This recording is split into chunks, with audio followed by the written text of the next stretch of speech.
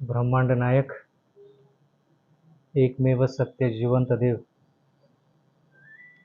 येशू ख्रिस्त जो म्हणाला की सत्य मार्ग व जीवन मीच आहे, आदी आणि शेवट तोच आहे, पुनरुत्थान आणि जीवन मीच आहे, त्या जिवंत देव येशू ख्रिस्ताच्या नावामध्ये मी आपल्या सर्वांचे आज या सायंकाळच्या समय पुन्हा एक वार परमेश्वराच्या चरणी हार्दिक स्वागत करत आहे. देवाचे आभार उपकार मानत आहे की पुन्हा एक वार आपल्याला ही संधी मिळालेली आहे आणि त्या संधीचा फायदा तुम्ही आणि मी करून घेतलेला आहे. म्हणून मी आपल्या सर्वांचे हार्दिक अभिनंदन करत आहे आणि तुमचे आभार उपकार मानत आहे.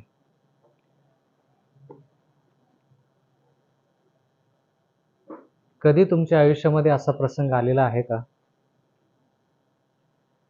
की तुमच्या घरातल्या लोकांनी तुम्हाला एक काम सांगितलेलं आहे आणि ते काम करत असताना उदाहरणार्थ तुम्हाला दुकानातून काहीतरी आणायला सांगितलेलं आहे आणि त्या दुकानामध्ये तुम्ही गेलेला आहात आणि ज्या गोष्टीची मागणी घरातल्या लोकांनी केलेली आहे ती गोष्ट त्या ठिकाणी तुम्हाला मिळालेली नाही आहे आणि म्हणून तुम्ही तुमचा स्वतःचा विचार करून स्वतः निर्णय घेताना म्हणता की ठीक आहे, ही गोष्ट मिळाली नाही, दुसरी गोष्ट घेतो मी त्याच्यासारखीच. आणि मग ती गोष्ट घेऊन तुम्ही घरी जाता किंवा ती वस्तू घेऊन तुम्ही घरी जाता आणि घरातले जे गृहमंत्री असतात त्यांना ती वस्तू पसंत येत नाही. मग तुम्ही म्हणता की बरोबर तशीच वस्तू घेतली नाही मी, पण ती मिळाली नाही म्हणून त्याच्यासारखी दुसरी वस्तू मी विकत घेतली. पण त्यांना काय तो निर्णय मान्य नसतो. मग ते तुम्हाला एक प्रश्न विचारतात किंवा एखादा सल्ला देतात. तो सल्ला काय असतो? ते म्हणतात विचारलं का नाही. बरोबर आहे. म्हणजे थोडक्यात काय की जर तुम्हाला ती वस्तू व्यवस्थित जी पाहिजे होती ती मिळाली नाही ना, एक विचार तुमच्या मनामध्ये यायला पाहिजे होता, एक विचार तुमच्या डोक्यामध्ये यायला पाहिजे होता की कमीत कमी घरी एक फोन केला पाहिजे. म्हणजे थोडक्यात काय की हा साधा निर्णय जो आहे तो साधा निर्णय तुम्ही का घेतला नाही. मग त्याच्यावरून कधी कधी वाद सुरू होतो. मला कोणाला या ठिकाणी दोष द्यायचा नाही, कोणीही चुकीचं आहे कोणीही बरोबर आहे हे काहीच म्हणायचं नाही, पण त्याच्यावरून वादविवाद व्हायला सुरुवात होते. वादविवाद अशा प्रकारे जातो की जर ह्या साध्या साध्या गोष्टीमध्ये जर तुमचं डोकं चालत नसेल किंवा निर्णय जर तुम्हाला व्यवस्थित घेता येत नसेल तर तुम्ही मोठमोठ्या गोष्टीमध्ये निर्णय कसे घ्या. आजचा संदेश 1000 वर्षाचा जो न्यायनिवाडा आहे, जो 27वा सिद्धांत आहे, 27वं तत्व आहे, ते तत्व शिकत असताना आपण हे जाणून घेतलं पाहिजे की जो न्यायनिवाडा स्वर्गाच्या राज्यामध्ये होणार आहे त्या न्यायनिवाड्याची तयारी आत्ता आपण कशी करायची. जो आत्ता न्यायनिवाडा चालू आहे त्याच्याविषयी मी बोलत नाही, पण जो येणारा न्यायनिवाडा आहे त्याच्याविषयी आपल्याला शिकायचं. म्हणून देवाला आपण विनंती करूया की त्या न्यायनिवाड्याची तयारी करत असताना देवाने आपल्याला मदत करावी, मार्गदर्शन करावं. गुडघे टेकवून प्रार्थना करू. पवित्र पवित्र सेनाधीश परमेश्वर देवा, नेहमीप्रमाणे तुमची लेकरं आज तुमच्याकडं आबा आणि बाबा म्हणून हाक मारत आहेत, याच्यासाठी की आम्ही ज्ञानाने उण्याश आहोत आणि ह्या जगामध्ये राहत असताना आम्हाला तुमचं वचनच ज्ञान देऊ शकतं. तुमच्या वचनामध्येच सत्य आहे आणि ते सत्यच आम्हाला माहीत पाहिजे, कारण की सर्वात महत्त्वाची गोष्ट आम्ही जाणून आहोत, आम्ही ओळखलेलं आहे. आता आम्हाला विश्वास बसलेला आहे की सार्वकालिक जीवनच सर्वात महत्त्वाची गोष्ट आहे आणि म्हणून विनंती करत आहोत की त्या सार्वकालिक जीवनाची वाटचाल करत असताना जे सत्य आमच्या गरजेचं आहे ते सत्य आमच्यापर्यंत पोहोचू दे.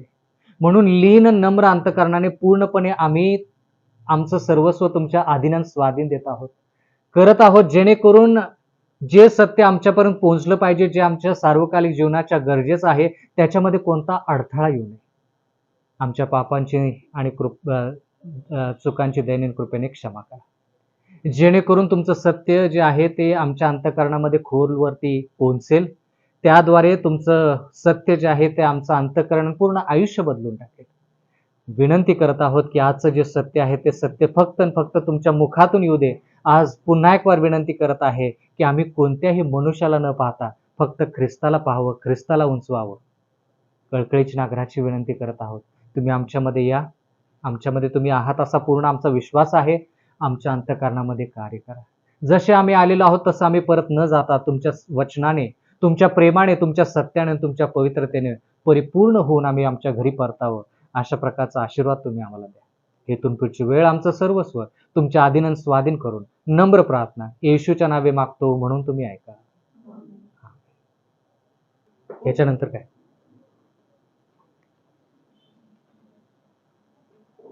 सगळ्यांकडे येणार आहे. जे लहान आहेत त्यांच्याकडे पण येणार आहे.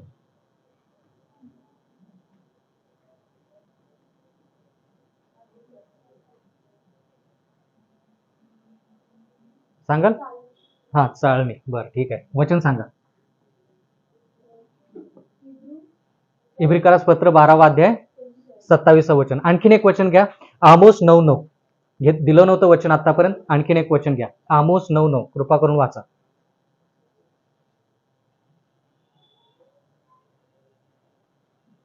लवकर लवकर लवकर. आमोस 9:9.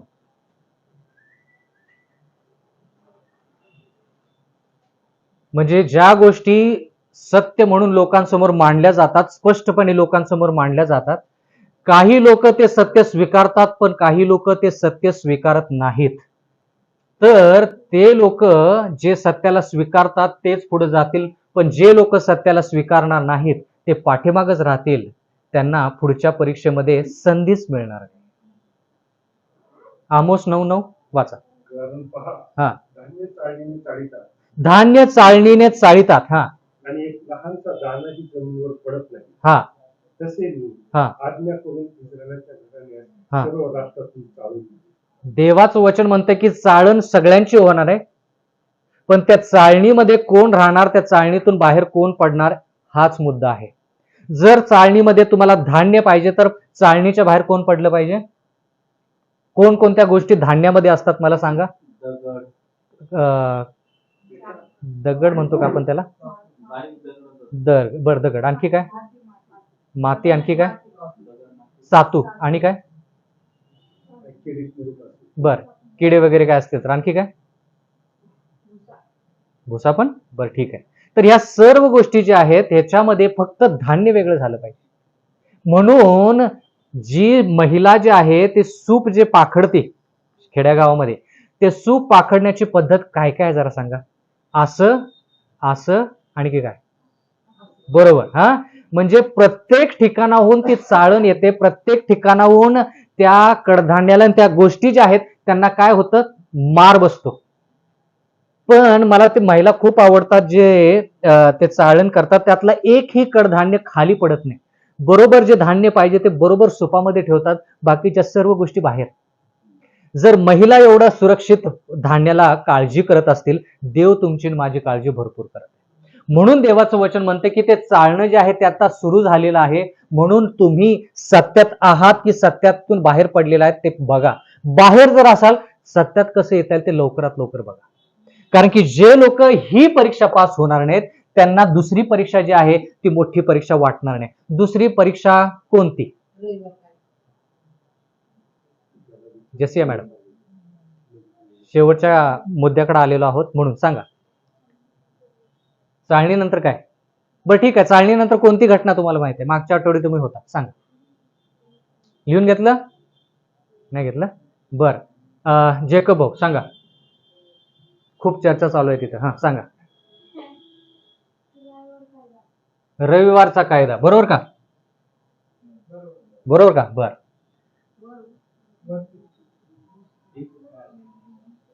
रविवारचा कायदा.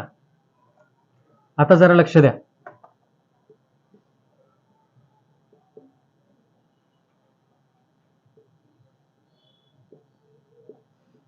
इथं दोन वचने दिलेत. इब्रिकारास पत्र 12वा अध्याय 27व वचन, आमोस 9:9. रविवारच्या कायद्यासाठी भरपूर वचन आहेत. सांगा. एजेकेल 8 बरोबर का? एजेकेल 8. आणि कोणतं वचन? रविवारचा कायदा सांगितलं होतं, तर सांगितलं होतं तुम्ही अगोदर. दानियल, नियमामध्ये आणि सणामध्ये बदल करून येतो. कोणतं आहे ते वचन? दानियल 7 मध्ये वाचा. 25 आहे का बरोबर? 25, 24 का 20 बघा.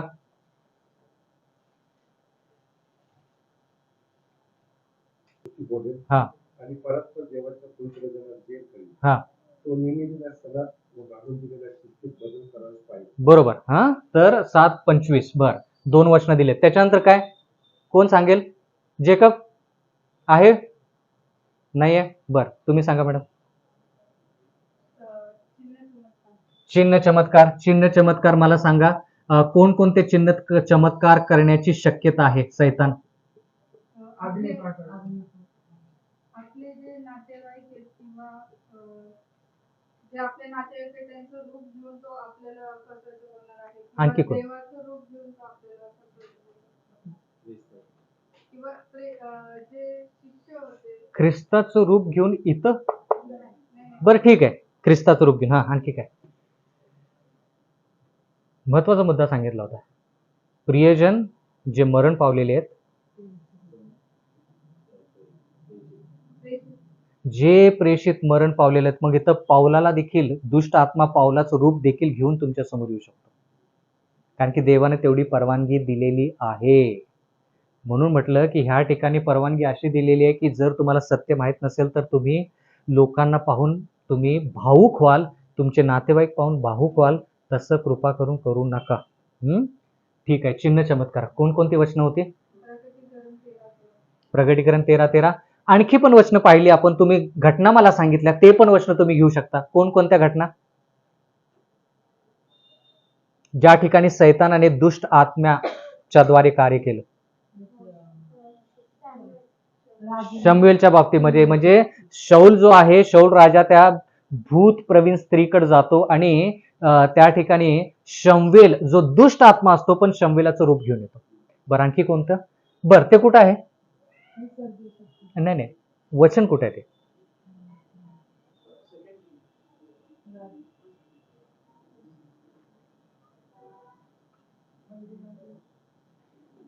बर उदाहरणार्थ शमवेल. हा पुढे बघा आता. शमवेलचं पुस्तक बघा. कोणतं? पहिलं दुसरं काय बघा. बरं ठीक आहे. पहिले राजे दुसरे राजे. बरं ठीक आहे, तुम्ही शोधा, सांगा लवकर, वेळ नाही.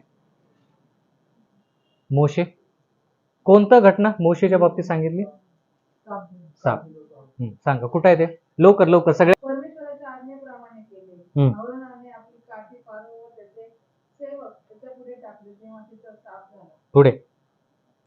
मग फारोने जाणते व मांत्रिक बोलावले मिस्राच्या त्या जादूगारांनी सुद्धा आपल्या मंत्रतंत्राच्या योग्य तसाच प्रकार केला. बर त्यांनीही आपापल्या काठ्याखाली टाकतात त्यांचे साप झाले. बरं आता मी मागं प्रश्न विचारला होता की नाही माहित नाही.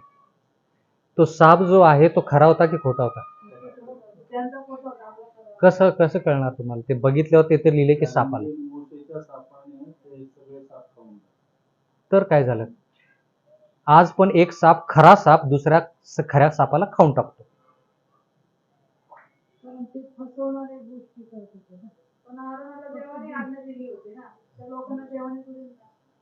म्हणजे थोडक्यात काय की देवच फक्त निर्मिती करू शकतो, सैतान निर्मिती करू शकत नाही. म्हणून या ठिकाणी साप आणण्याची जी क्रिया सैतानानं जरी केली असली तर तो खरोखरचा साप नसून तो नकली साप, नकली बरोबर आहे शब्द, नकली साप होता. दिसायला तो साप होता पण तो खरोखरचा साप नाही. म्हणून चिन्ह चमत्कार ज्यावेळेस पाहतो त्यावेळेस आकाशातून अग्नी जरी आली तर देवाने ती परवानगी दिली आहे, पण ते चमत्कार देवापासून नाहीत, ते चमत्कार सैतानापासून आहेत. मग ते आता सांगतोय ना. हा मग तेच म्हटलं की देवाच्या वचनानुसार सगळं पाहिजे.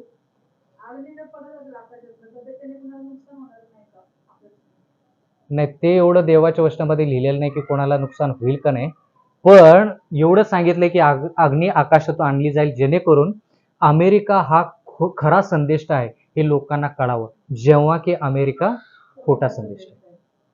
ठीक आहे. तर चिन्ह चमत्कार जसं आपण आता शिकलो की चिन्ह चमत्कार म्हणजे दुष्ट आत्मे जे लोक मरण पावलेले आहेत त्यांचं रूप घेऊन येतील. जे लोक जिवंत आहेत त्यांचं रूप घेऊन येण्याची परवानगी देवाने त्यांना दिलेली नाही. जे लोक मरण पावलेत त्यांचं रूप घेऊन येण्याची परवानगी देवाने दिली. नाहीतर जर सैतानाला परवानगी दिली असती की बाबा जिवंत लोकांचं पण रूप घेऊन तुम्ही जा, काय झालं असतं मग? हा तर हा माझे चांगले मित्र वगैरे आहेत, परंतु ह्या गोष्टीवर त्यांचं जास्त भर आहे. बर परंतु माझ्या आपल्या जे शिक्षणाचं मी त्यांना सांगितलं होतं, ते चुकीचं मान्यता देत नाही. त्यांचं उदाहरण ते काय शिष्यांचं उदाहरण देतात.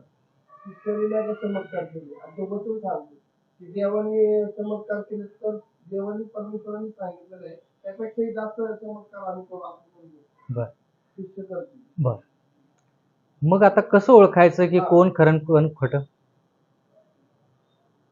आपल्याला जेवढं शिकवलंय त्याचं नाही, एवढ्यावरतीच नाही.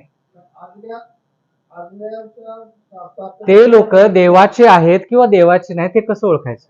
लोक येशू ख्रिस्ताच्या नावाने हा. त्या गोष्टी करत करत नाही, येशू ख्रिस्ताच्या नावानं सगळे भरपूर जण येणार, नावानेच करतात. भरपूर येणार. मग कसे ओळखणार? प्रेरित याचा 5वा अध्याय आणि 32 वचन आपण हे शिकत आहोत की जो व्यक्ती आपल्या समोर उभा आहे तो चिन्ह चमत्कार जर करत असेल तर तो देवापासून आहे का सैतानापासून आहे हे तुम्ही आणि मी ओळखलं पाहिजे. ह्याच्यासाठी आपण भरपूर शिकलो होतो. कधी शिकलो होतो? खरा संदेश याच्या वेळेस, आठवतं का? त्याच्यासाठी आपण एक अध्याय वाचला होता, अनुवादाचा 13वा अध्याय. हे प्रश्न यायला नकोत बरं का. आता अनुवादाचा 13वा अध्याय शिकलो होतो. हा वाचा, अनुवादाचा 13वा अध्याय आणि सांगा मला वचन वाचून तिथं जर आठवत असेल. अनुवाद 13.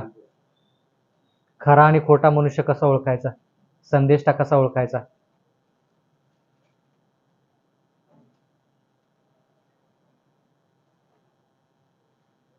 जर कोणी तुमच्यामध्ये स्वप्न पाहून तुम्हाला सांगत असेल, आहे का तिथं? हा कुठे आहे? वाचा. हा हा वाचा. हा तुमच्यामध्ये एखादा संदिष्ट अथवा स्वप्न पाहणारा प्रगट झाला हा. व त्याने तुम्हाला काही चिन्ह किंवा चमत्कार दाखविले. हा आठवतं काय अभ्यास केलेला? अहो मग का आठवत नाही हो? आता असं करून चालणार नाही. प्लीज विनंती करा, हात जोडून विनंती करा, हे कृपा करून विसरू नका. आता मला आठवलं म्हणून ते लगेच देवाचे उपकार मानतो. हा वाचा पुढे. आणि त्या चिन्हाचा किंवा त्या चमत्काराचा तुम्हाला प्रत्यय आला आणि तुम्हाला अपरिचित अशा अन्य देवांना अनुसरून हा. त्यांची सेवा करण्याचे त्याने तुम्हाला सुचवले, हा. तरी त्या संदेशाचे किंवा त्या स्वप्न पाहणाऱ्यांचे तुम्ही ऐकू नका. ऐकू कारण नका. हा तुम्ही आपला देव परमेश्वर याच्यावर संपूर्ण मनाने व संपूर्ण जीवाने प्रीती करता की नाही हे पाहण्यासाठी तुमचा देव परमेश्वर तुमची ही परीक्षा पाहत आहे. बरोबर का? कळालं का? तो मनुष्य देवाच्या वचनानुसार सांगतो का बघा. तो स्वतः देवाचं वचन पाळत आहे का ते बघा. याच्यासाठी एकदा तो मनुष्य आला आणि लगेच तुम्ही त्याला होय म्हटला किंवा नाही म्हटला असं होणार नाही. त्या व्यक्तीला जाणून घेण्यासाठी थोडा वेळ लागेल. पण तुम्हाला काय काय वचन माहीत पाहिजे. जसं की तो देवाच्या सत्यानुसार चालतो का. सत्य म्हणजे काय? आज्ञापालन झालं पाहिजे. सत्य म्हणजे काय? खऱ्या मंडळीची त्याला ओळख पाहिजे किंवा खऱ्या मंडळीचा तो व्यक्ती पाहिजे. त्याच्यानंतर तुम्ही हे बघून पडताळून बघा की तो येशू ख्रिस्त हा मानवी रूपात आला, त्यानं तुमच्या आणि माझ्या पापासाठी बलिदान केलं आणि आज तो न्यायसभेमध्ये, म्हणजे थोडक्यात तो न्यायसभेमध्ये आहे, तो न्याय निवाडा करताय, मध्यस्थी करताय. हे सत्य जे आहेत हे सत्य पडताळून बघा. कारण की दुष्ट आत्मा जो आहे ना तो शेवटी तुम्हाला कुठं नेईल? आज्ञा पालन करू नका. आज्ञा पालन करायची गरज नाही. तुम्ही सुरक्षित आहात. देव तुम्हाला येईल आणि घेऊन जाईल. शेवटी तो आज्ञा पालन करू नका याच्याकडेच आला पाहिजे, जर तो खोटा संदेश असेल. म्हणजे थोडक्यात जिवंत देवाकडे न नेता त्यांना दुष्ट म्हणजे चुकीच्या देवांकडे तो घेऊन जाणारा पाहिजे, मग आपण म्हणू शकतो की काय आहे तो चिन्ह चमत्कार करत आहे. आणि असे बंधू जे म्हटले की अमेरिकेतूनच तो व्यक्ती यावा गरजेचा नाही. खोटा संदेष्टा जे आहे ते खोटे संदेश ते अमेरिकेला जरी दर्शवत असले तर त्याचा प्रभाव जर इथल्या लोकांवरती पडत असेल आणि इथले लोक तेच करत असतील तर त्याला शेवटी म्हणायचं की खोटा संदेष्टा. आता खोटा संदेष्टा म्हणून आपण शिकलो देखील. खोटा संदेष्टा म्हणजे कोण आलं त्याच्यात? हा प्रश्न उद्भवायला नको, पण तरी पण तुम्ही विचारलं म्हणून सांगतो. खोटा संदेष्टा म्हणजे कोण कोण आलं त्यात? खोटा संदेष्टा म्हणजे कोण आलं? खोटा संदेष्टा म्हणजे कोण आलं? आता परत शिकवायला सुरू करू का? बरं, अमेरिका. आणखी कोण आलं? सगळे जे रविवारचे पालन करतात रोमन कॅथलिक मंडळी वगळता बाकीचे सर्व जे रविवारच्या मंडळीमध्ये आहेत ते खोट्या संदेष्टामध्ये येतात, कारण की त्यांच्यामध्ये सत्य रोमन कॅथलिक मंडळी वगळता खोटा संदेश. हो अहो, आता परत सुरुवात करायला पाहिजे का? बाबिलोनचे किती भाग आहेत?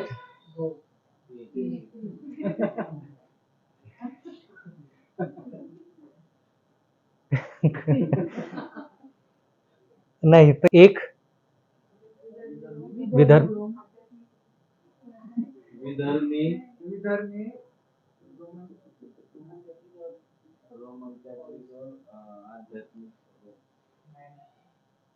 बाबिलोनचे किती भाग आहेत?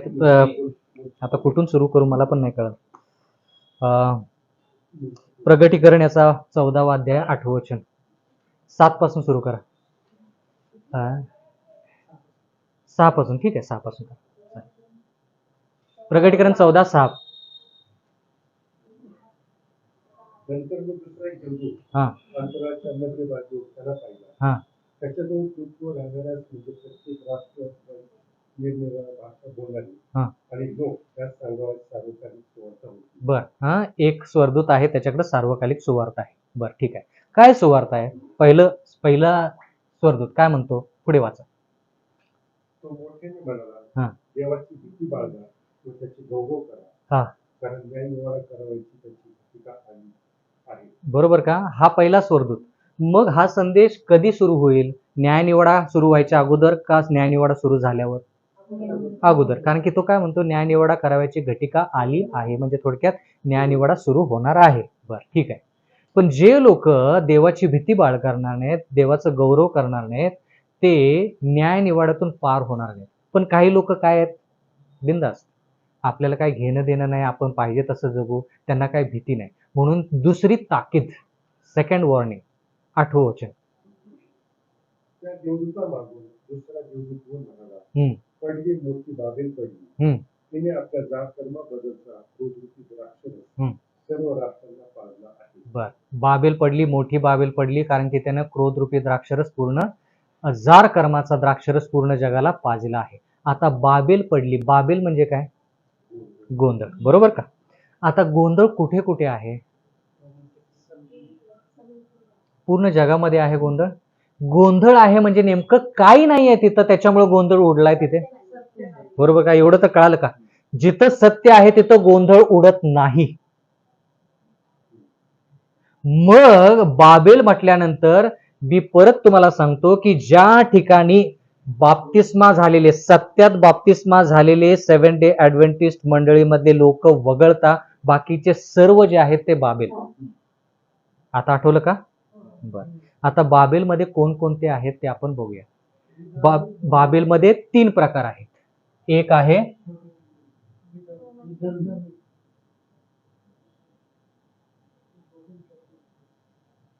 विधर्मी, म्हणून मी तुम्हाला हे पण सांगितलं होतं की ह्यांच्यामध्ये देव आहे, पण तो पवित्र शास्त्रातला देव नाही, त्याला म्हणायचं विधर्मी.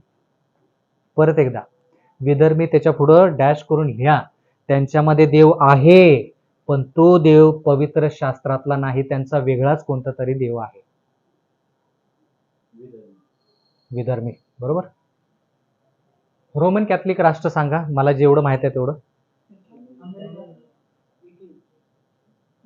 आता आपण ज्यावेळेस विधर्मी म्हणालो त्यावेळेस बहुतांश लोक त्या राष्ट्रामध्ये ह्या धर्माचे आहेत.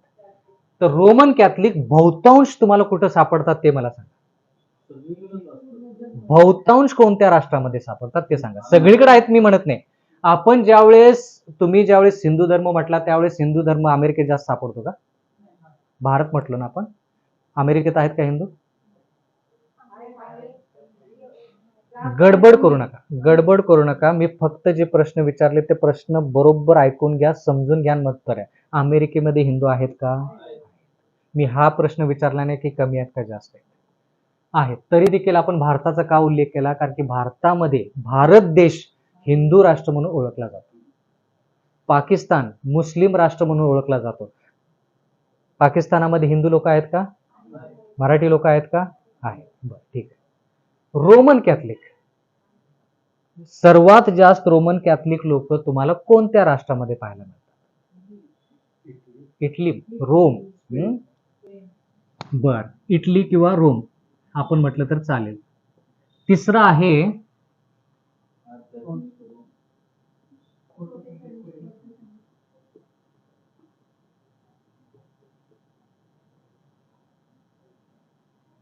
खोटे संदेष्टे. खोटे संदेष्टे म्हणजे काय? संदेष्टा म्हणजे तुम्हाला ख्रिस्ती पण वाटतं त्याच्यात का विधर्मी वाटतो? ख्रिस्ती पण, बरोबर ना? खोटा संदेष्टा, बरोबर.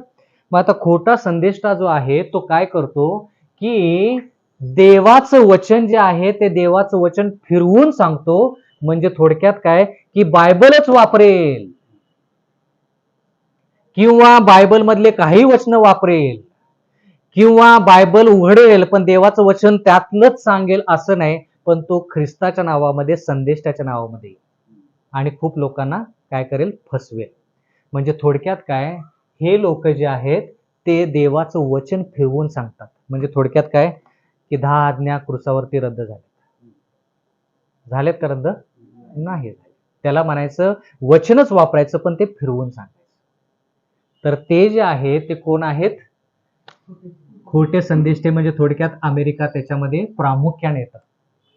बहुतांश खोटे संदेष्टे जे आलेले आहेत जगामध्ये ते अमेरिकेतून आलेले. जर तुम्ही इतिहास बघितला आतापर्यंत तर खोटे संदेष्टे. पण त्याचा प्रभाव बंधूंनी पण सांगितला, मी पण सांगतो की बाकीच्या पूर्ण जगामध्ये झालेला आहे. म्हणून तुमच्याकडे जे येतील ते फक्त अमेरिकेतलेच लोक नाहीत, तर खोटे संदेष्टे जे ह्या जगामध्ये, ह्या देशामध्ये, ह्या राज्यामध्ये आहेत ते देखील येऊ शकतील.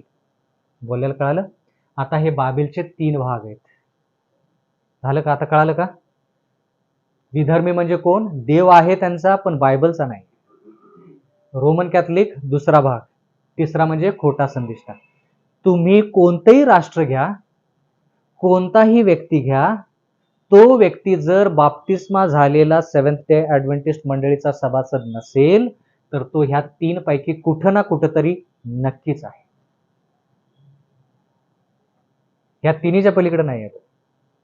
नाहीतर मग तो खऱ्या मंडळीमध्ये म्हणजे सेव्हन्थ डे ॲडव्हेंटिस्ट मंडळीमध्ये तो पाहिजे. तो पण कसा? बाप्तिस्मा झाल्या, नाहीतर आलाय, घेतला बाप्तिस्मा, हौदात उडी टाकली. नाही. बोलायला कळलं? वचन बदलायचा प्रयत्न चालू आहे. म्हणून तुम्हाला मी म्हटलं की मूळ प्रत जे आहे ते मूळ प्रत, म्हणून मी इंग्लिशमध्ये कधी कधी तुमच्या संगती अभ्यास करतो कारण की ती मूळ प्रत आहे. तेच बोलायचं होतं. ठीक झालं का? बरं, आता कुठं होतं आपण? चिन्ह चमत्कार. चिन्ह चमत्कार. नास्तिक ते काय करतात? मीच देव आहे किंवा सर्व मीच कमवलेला आहे. म्हणजे थोडक्यात काय, ते हित येऊ शकतात. विधर्मी म्हटल्यानंतर त्यांच्याकडे देव आहे पण ते जरी म्हणत असले की कोणताच देव नाही तरी देखील मीच सगळं केलंय, मीच शिक्षण घेतलं, देवाचं काय, मीच कष्ट केलं, देवाचं काय, मी एवढं घर बांधलं, देवाचं काय, त्याच्यात सगळं मी केलं. फारो सारखं कोण आहे देव त्याचं मी ऐकावं? फारो जरी नास्तिक स्वतःला म्हणत असला किंवा त्याच्या देशामध्ये जरी देव देवता असले तरी देखील तो स्वतःला देवासारखं समजायचा. इथं पण बाबेलमध्ये पण काय झालं? नबुकदनेझर काय म्हटला? हे जे मोठं महाल जे आहे ते मीच बनवलेलं नाही ना, म्हणजे थोडक्यात काय, मी देव. बरोबर का? तर थोडक्यात विधर्मी आणि नास्तिक जे होतात ते जवळपास ह्याच्यामध्ये येतात. ठीक आहे. बर, पुढे जाऊया. चिन्ह चमत्कार. चिन्ह चमत्काराविषयी शिकलो आपण की चिन्ह चमत्कार जे आहेत ते पवित्र शास्त्रामधले जे प्रेरित लोक मरण पावलेले आहेत त्यांचं रूप घेऊन तुमच्या समोर आणतील. जे लोक भावुक आहेत त्यांच्यासमोर त्यांचे नातेवाईक, जेणेकरून त्यांनी भावुक होऊन निर्णय बदलावा. पण जे अभ्यासू आहात तुमच्यासाठी प्रेरित लोक येतील की बाबा ते मी लिहिले, आता मीच सांगायला आलोय की ते मी बदललेलं आहे. म्हणून सुरुवातीला ते चांगलं चांगलं बोलतील, लगेच विश्वास ठेवायचा नाही, पडताळणी करायची. पहिले योहान, योहानाचे पहिले पत्र याचा 4था अध्याय. योहानाचे पहिले पत्र याचा 4था अध्याय. योहानाचे पहिले पत्र पहिले योहान एकच. योहानाचे पहिले पत्र याचा 4था अध्याय 1 पासून वाचा जरा. हा आत्म्याचा विश्वास धरू नका, हा तर ते आत्म्या देवापासून आहे किंवा नाही हा. त्याविषयी त्यांची परीक्षा करा. परीक्षा करा. मग परीक्षा करण्यासाठी तुम्हाला माहित पाहिजे ना. शिक्षकानं जर परीक्षा घ्यायची विद्यार्थ्याची तर शिक्षकाला माहित पाहिजे, प्रश्न पण माहित पाहिजे, उत्तर पण माहित पाहिजे. बरोबर ना. त्याला जर माहित नाही तर मग तो गडबडणार. म्हणून परीक्षा घ्या. बरं, पुढे कशी परीक्षा घ्यायची? पुढे कारण पुष्कळ खोटे संदेश जगात उठले आहेत. हा. देवाचा आत्मा तर ह्यावरून ओळखावा. हा. देह धरून आलेला येशू ख्रिस्ताला जो जो आत्मा कबूल करतो तो देवापासून आहे. आणि जो आत्मा देह धरून आलेल्या येशू ख्रिस्ताला कबूल करत नाही तो देवापासून नाही. हाच ख्रिस्त विरोधाचा आत्मा आहे. तो येणार हे तुम्ही ऐकले आहे आणि तो जगात आताही आहे. म्हणजे थोडक्यात काय, त्या काळामध्येच होता पण आता येणाऱ्या काळामध्ये ते जास्त होणार आहे. म्हणून काळजीपूर्वक जे लोक तुमच्याकडे येतात त्यांची काळजीपूर्वक परीक्षा करा. थोडं त्यांना वाईट वाटेल की तुम्ही प्रश्न विचारत आहात, काही घाबरू नका, कारण की परिस्थितीच तशी आहे. बरं, त्याच्यानंतर काय? चिन्ह चमत्कार नंतर सांगाल का? नाही. माझा पण गोंधळ. शेवटचा पाऊस. बर, शेवटचा पाऊस काय प्रश्न हे आहेत वचन आणि योएल 2:3. बरोबर का? शेवटचा पाऊस. शेवटचा पाऊस कशाचा पाऊस आहे? नाही, शेवटचा पाऊस कशाचा पाऊस आहे? पवित्र आत्मा. काय करतो तो पवित्र आत्मा? हे तर बरोबर आहे उत्तर. म्हणजे काय? बरोबर आहे. म्हणजे काय? ह्याच्या अगोदर काय झालं पाहिजे? शेतीचं उदाहरण दिलं होतं मी. जमीन तयार करून बीज पेरून ते बीज उगवलं पाहिजे, ते फलद्रूप झालं पाहिजे, त्याच्यामध्ये कडधान्य लागलं पाहिजे. पण एवढंच की ते परिपक्व म्हणजे पिकलेलं नाही, त्याला परिपक्व म्हणतो. परिपक्व असं असतं, हिरव्या रंगाचं असतं. पण शेवटचा पाऊस ते काय करतो? फक्त पिकवतो. शेवटचा पाऊस परिपक्व करतो म्हणजे पिकवतो. परिपक्व म्हणजे पिकवणे का? बरं, ठीक आहे. शेवटचा पाऊस जे आहे ते पिकवतो, म्हणजे अगोदर सगळ्या गोष्टी तयारीच झालेल्या, फक्त ते पिकवण्याचं काम शेवटचा पाऊस करतो. म्हणजे थोडक्यात काय, तुम्ही पहिल्यापासून सत्यामध्ये वाढत आहात. तुमच्यामध्ये सत्याप्रमाणे तुम्ही चालत आहात. तुम्हाला फक्त ते काय करायचं? तयार करायचं स्वर्गाच्या राज्यासाठी, जेणेकरून येणाऱ्या काळामध्ये त्रास संकट जे आहेत, समस्या आहेत, त्यांना तोंड देण्यासाठी तुमची तयारी झाली पाहिजे. आणि ती तयारी तुम्ही स्वतःच्या ताकदीवरती करूच शकत नाही, म्हणून तुम्हाला पवित्र आत्म्याची गरज आहे. ठीक आहे. पुढे त्याच्यानंतर शिक्कामोर्तब.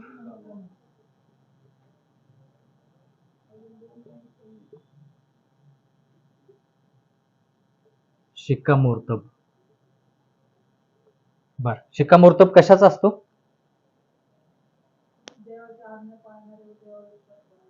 जेवढं सत्य त्या व्यक्तीला मिळालेलं आहे, प्रत्येकाला सत्य तुमच्या पातळीला मिळालेलं आहे. सगळे जे इथं आपण बसलेलो आहोत सगळ्यांची पातळी वेगवेगळी आहे, तर त्या पातळीप्रमाणे तुमचा शिक्कामोर्तब होईल. शिक्कामोर्तब म्हणजे जेवढं सत्य तुम्हाला मिळालंय त्यानुसार तुम्ही चालत आहात. बोलायला कळालं का? हे फार महत्वाचं आहे. काय काय लोक त्यांना अजून आरोग्याविषयी जास्त काय माहिती नाही, म्हणून ते काय करतायत? मांसाहार पण खात आहेत. पण जेणेकरून पण आपण शिकलो देवाच्या वचनामध्ये की मांसाहारापेक्षा शाकाहारी भोजनामुळे काय होतं, आपलं शरीर, आपले विचार, आपले भावना सर्व गोष्टी व्यवस्थित राहतात. म्हणून शाकाहार जेवण फार गरजेचं आहे. पण ज्या व्यक्तीला शाकाहार जेवणाविषयी देवाच्या वचनातून माहीतच नाही, तो मांसाहार जरी खात असला तर ते जेवढं सत्य त्याला कळालं त्याच्याप्रमाणे त्याचा शिक्कामोर्तब. पण ज्याला शाकाहार माहीत आहे त्यानं शाकाहार सेवन केला पाहिजे, त्याप्रमाणे त्याचा शिक्कामोर्तब. म्हणून सगळे वेगवेगळ्या पातळीला आहेत. जेवढं लोकांना पटलेलं आहे सत्य, फक्त ऐकलेलं नाही, पटलेलं आहे, त्याच्याप्रमाणे त्यांचा शिक्कामोर्तब होतं. फक्त शाबात नाही बरं का. शाबात हे देवाचं चिन्ह आहे, देवाचा शिक्का आहे शाबात, पण फक्त शाबात नाही. हा शिक्कामोर्तब म्हणजे जेवढं तुम्हाला सत्य माहित आहे तेवढं, नाहीतर फक्त शाबातच पाळणं मोकळे व्हा. भरपूर सगळ्या गोष्टी आल्या त्याच्यामध्ये. ठीक आहे, त्याच्यासाठी वचन एजेकिएल 9, बरोबर का? ठीक आहे. त्याच्यानंतर काय?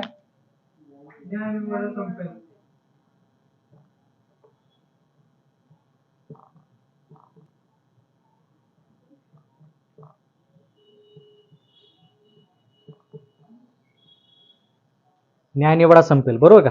मग त्याच्यानंतर काय? त्यासाठी वचन काय? त्यासाठी वचन न्यायनिवाडा संपेल त्यासाठी 11 काय लिहिले तिथं? बरोबर ना? म्हणजे थोडक्यात काय, त्याच्यानंतर तुम्ही दल बदल करू शकणार नाही. जर पापी असाल तर पापीच राहाल, पवित्र होऊ शकणार नाही. आणि जर पवित्र असाल तर पवित्रच राहाल, पापी होऊ शकणार नाही. शिक्कामोर्तब झालं की त्याचा अर्थ असा की तुम्ही त्याच्यात व्यवस्थित स्थिर झालेलात, एवढं स्थिर झालेलात की तुम्हाला आता बदलता येणार नाही. जे लोक 50-60 वर्षाचे होतात ना, आणि जे लोक 25 वर्षाचे आहेत, त्यांच्यामध्ये काय काय फरक असतो थोडं सांगाल का? एक 25 वर्षाचा तरुण आहे आणि एक 60 वर्षाचा व्यक्ती आहे, दोघांमध्ये फरक आहे. बुद्धी मोठे.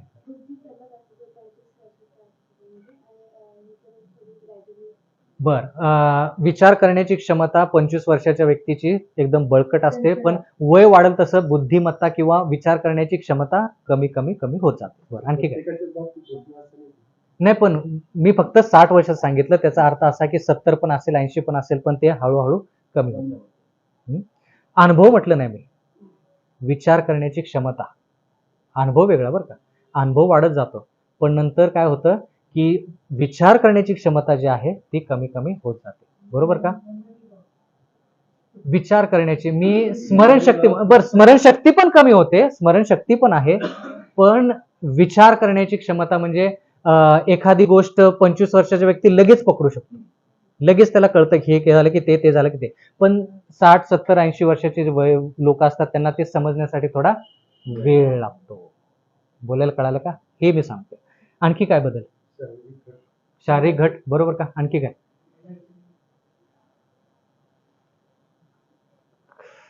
काय विचार? 50 वर्षाचा व्यक्ती एकदा विचार केला की त्याच्यावर ठाम राहू शकतो. 25 वर्षाचा जो व्यक्ती आहे तो तळमळीत होऊ शकतो, हा हे करू का ते करू. बर, आता परत एकदा सांगा तो मुद्दा प्लीज. 50 वर्षाचा जो व्यक्ती आहे तो त्याच्या निर्णयावरती ठाम राहू शकतो. उदाहरणार्थ की जसं आपण येशू ख्रिस्ताला स्वीकारलं, हा, तर त्या निर्णयावरती तो ठाम राहू शकतो. पण 25 वर्षाचा व्यक्ती जो आहे, मुलगा जो आहे, तो नाही का जैविक मोहाबरोबर वाहवत जाऊ शकतो. बर, जाऊ शकतो, पण आपण एखाद्या व्यक्तीचा विचार करत नाही, सर्वसाधारणतः लोकांचा विचार करतो. सर्वसाधारणतः तेच आहे. सर्वसाधारणतः जर विचार केला आपण, तर जो व्यक्ती ख्रिस्तामध्ये आहे, मग तो 25 वर्षाचा असू दे अथवा 70 वर्षाचा असू दे, काही फरक पडणार नाही, टिकून राहील. पण सर्वसाधारणतः जो तरुण व्यक्ती आहे आणि जो वयोवृद्ध व्यक्ती आहे त्याच्यामध्ये फरक काय आहे तो अभ्यासक्रम चाललाय. सामान्य गोष्टी ज्या आहेत त्या नक्कीच आहेत, पण आता आपण म्हणालो की मांसपेशीमध्ये शरीरामध्ये घट होते, ते आहे, घट होणारच. असं होणारच नाही की तो बळकट झालाय 70-80 वर्षामध्ये 25 वर्षापेक्षा, तसं नाही होणार. विचार करण्याची क्षमता घटतच जाणार, कमीच होत जाणार. बरोबर, 60 नाही 70, 70 नाही 80, बरोबर. म्हणजे थोडक्यात काय की जो व्यक्ती वेळेनुसार पुढे जात आहे त्याच्यामध्ये काय ना काहीतरी गोष्टी कमी होत जात आहेत 25 वर्षाच्या व्यक्तीच्या तुलनेत. आता मुद्दा हा होता ह्या ठिकाणी की स्थिरता.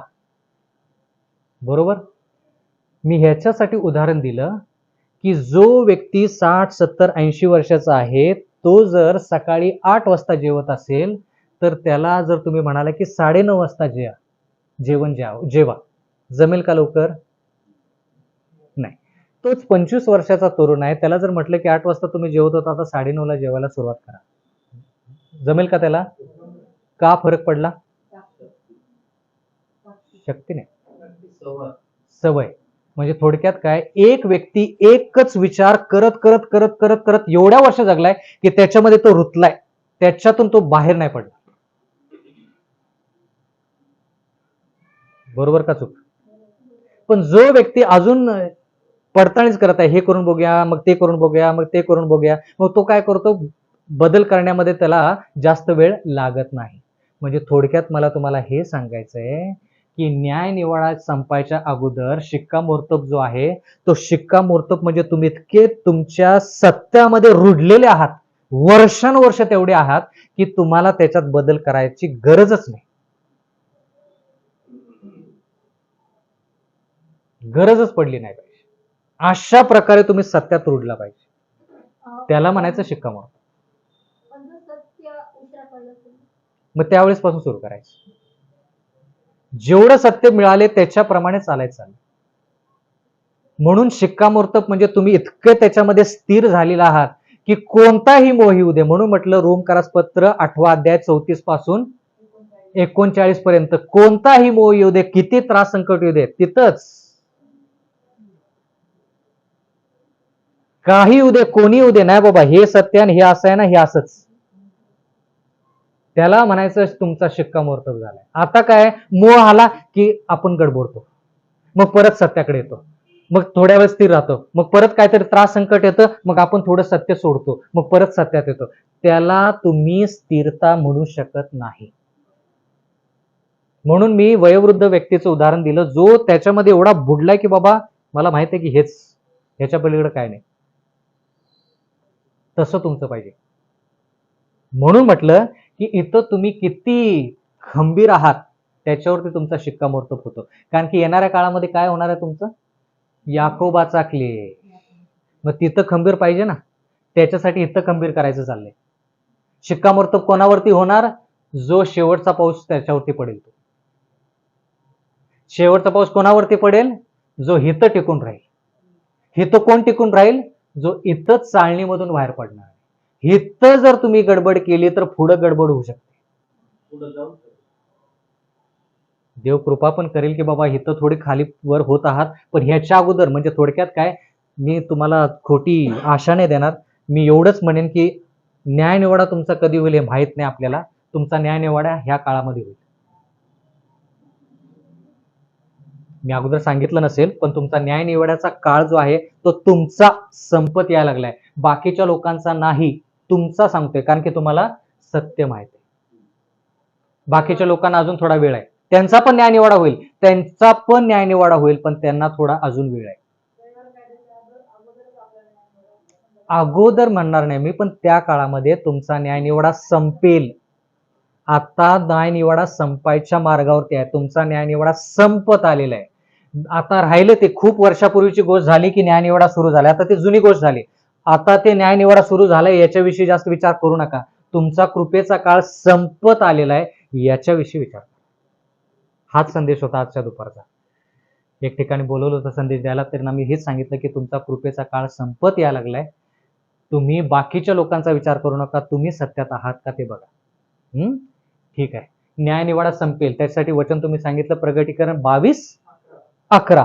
त्याच्यानंतर याकोबाचा क्लेश यिर्मया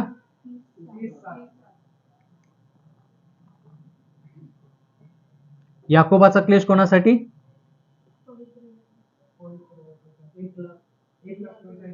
बरोबर. आणि 7 पिढ्या कोणासाठी? बर. याकोबाचा क्लेशाचा काळ त्यावेळेस मी मागं म्हणालो की याकोबानं काय केले, त्याचं जे लोक होते ते दोन गटामध्ये त्यांचं विभाजन केलं, की एकाला जर संहार करण्यात आला तर दुसरं वाचेल. पण इथं संहाराचा प्रश्नच येत नाही, कारण की न्याय निवाडा संपला की त्याच्यानंतर 1,44,000 जे आहेत ते 1,44,000 जे आहेत त्यांच्यावरती मृत्यू येणार नाही. पण त्रास संकटापासून जर वाचायचं असेल तर त्यावेळेस याकोबानं ते उपाययोजना केली, की बाबा ह्यांना पीडा होऊ नये, ह्यांना जर झाली तर ह्यांना होऊ नये, ह्यांना झाली तर ह्यांना होऊ नये, म्हणून त्यानं विभाजन केलं. पण तिथं मरण याकोबाच्या क्लेशाच्या मध्ये नाही. 1,44,000 तेच फक्त पूर्ण जगामध्ये पवित्र असतील, पण त्यांच्या व्यतिरिक्त बाकीचे पवित्र लोक जे आहेत ते झोपी गेलेले असणार आहेत. ठीक आहे. 7 पिढाविषयी कोणती वचनं होती? प्रगटीकरण 15 पासून सुरू करू शकतो. 15 आणि 16 त्याच्यामध्ये 7 पिढा. एक पिढा सांगा जी तुम्हाला माहित आहे. घाणेरडे फोड. आणखी काय?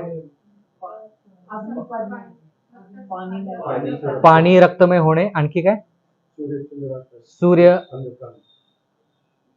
आकाश गुंडाळून जाणं. ते जरा वाचा प्लीज प्लीज प्लीज वाचा ते कृपा करून वाचा, की सूर्य अंधकारमय होईल. करायचे मग देव हा मग त्याच्यानंतर देव कसं तुम्हाला मार्गदर्शन करेल हे आपल्याला माहित नाही. पण जर तुम्ही ख्रिस्तामध्ये आहात तर काळजी करू नका. जर शेती जरी नसली पण ख्रिस्तामध्ये असणं फार गरजेचं आहे. शेती कशासाठी? की बाबा खरेदी विक्रीचा काळ त्याच्यातून पार पडण्यासाठी आहे. पण ते सगळ्यांसाठी महत्वाचं आहे. त्याचा अर्थ असा नाही की मी ख्रिस्तात आहे आता मला बाकीची गरज नाही, असं करू नका. नाही नाही, देवानंच उपाययोजना सांगितली ना, तर ती सोडून आणि देवानं दुसरी उपाययोजना करावी हे पण चुकीचं आहे.